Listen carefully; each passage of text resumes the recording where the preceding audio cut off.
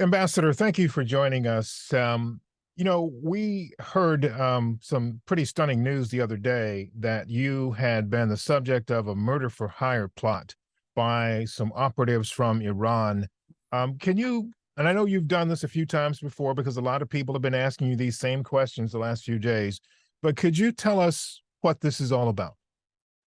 Well, the government of Iran has made it clear that they are going after an unknown number of former U.S. government officials because the government in Tehran wants to, in their mind, avenge the killing of Qasem Soleimani, who was the Iranian general in charge of the Quds Force, their foreign operation of the Revolutionary Guards Corps, basically a group of terrorists. That's the easiest way to describe them, who was eliminated in January of 2020.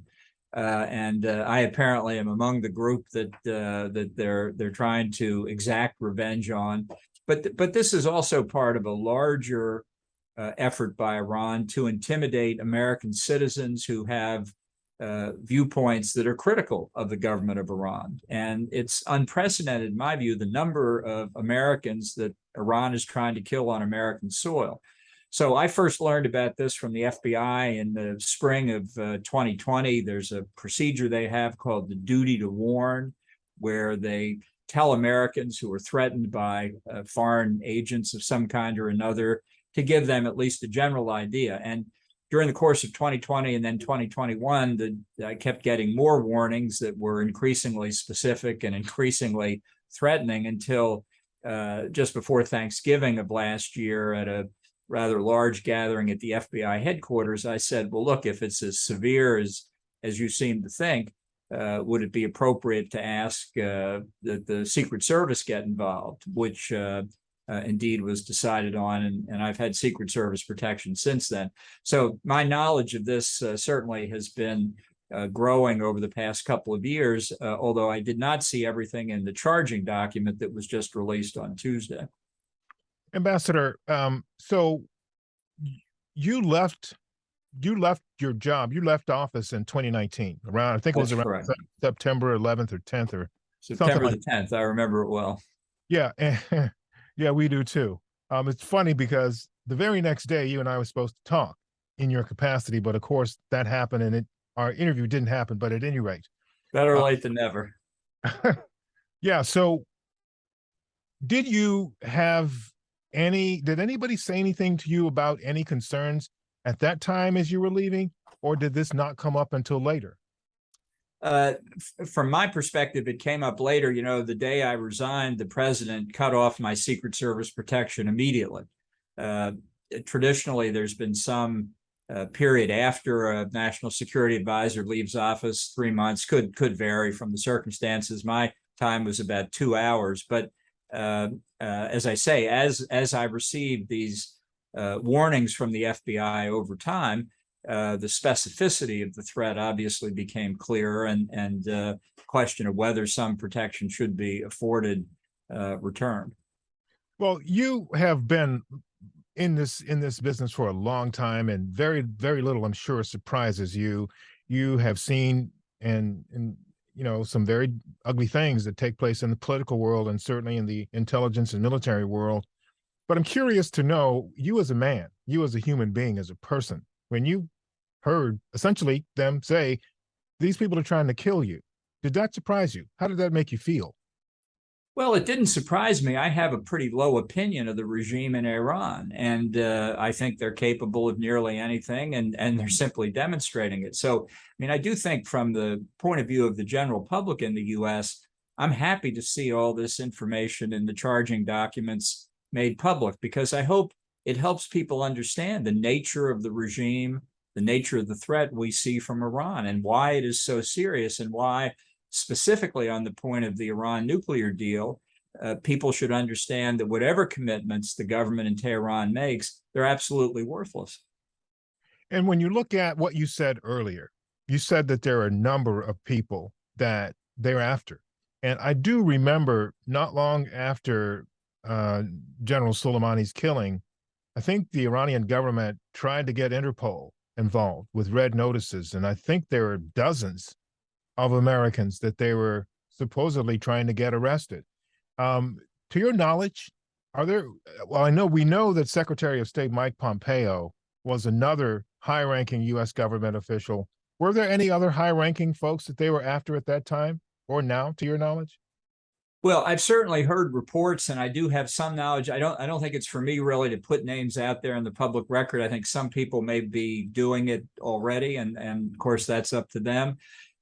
In my case, it's out there further because I think the circumstances were that the Iranians proceeded in much more operationally in my case than they did in some of the others, and so this possibility of detecting the extent of the other threats and whether other individuals are involved is still out there, and we want to be careful not to trip over ourselves in that regard. But look, I don't think we should underestimate the number of people who are potentially threatened here. I think this is, again, it goes to the nature of the Iranian government.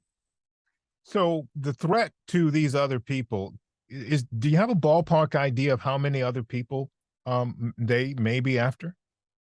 I really don't.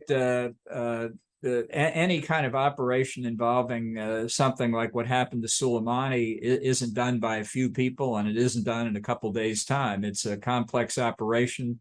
We're very careful about how we do it, and I think the Iranians don't have that kind of concern. I think that's why so many people may be vulnerable. It puts a real burden on the United States, and it shows why signaling weakness by still begging to try and revive this 2015 nuclear deal, in my view, is such a mistake. There are a lot of reasons to be opposed to the deal. This threat of assassination of Americans on American soil is just another aspect of it. In Tehran, they don't compartmentalize the nuclear issue from the terrorist issue. The two sides of the same coin in the minds of the Iranian government. We shouldn't compartmentalize it for them. One more thing I'd like to ask about, just to change gears just slightly here. One of Iran's friends, Russia, the situation in Ukraine. We know that Russia's going to Iran, asking them essentially for help. Clearly they don't have to worry about sanctions because every sanction in the book has been thrown at them, and they still do what they do, so they don't care about that. Give us a sense of how much danger this relationship is when it comes to this war in Ukraine and the U.S. and its allies that are fighting against Russia.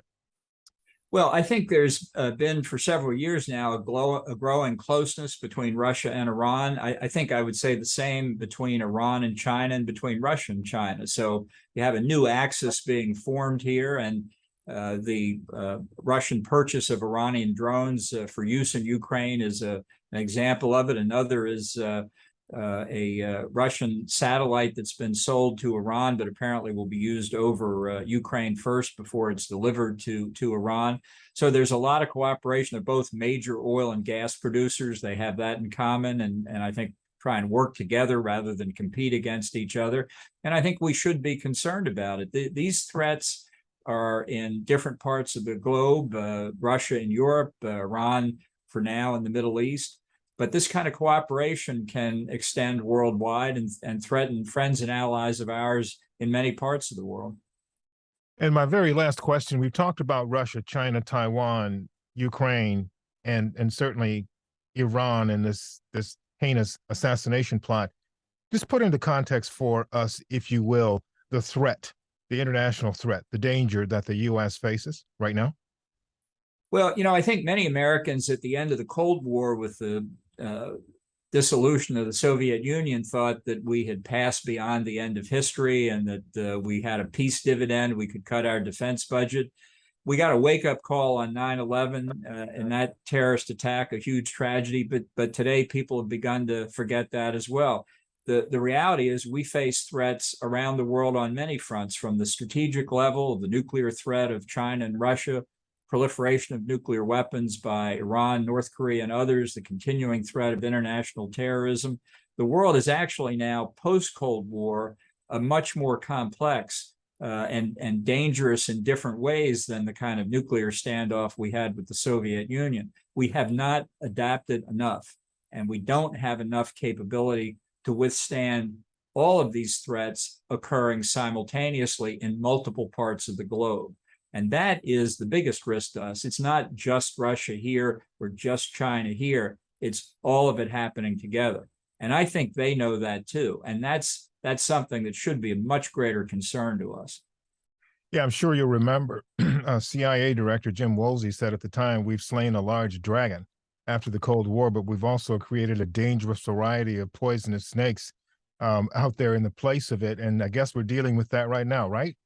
Right. We're dealing with threats all around the world at all different levels. And that is a much more complex game of three-dimensional chess than we faced during the Cold War. Ambassador, thank you. Stay safe. And we look forward to the next time when we can engage with you. Glad to do it. Well, let's hope it's not as much time as between September 11th, 2019 and today. Well, that's up to you. We're all here. But all right, give us a call. All right. Thank you. Take care now. Thank you very much.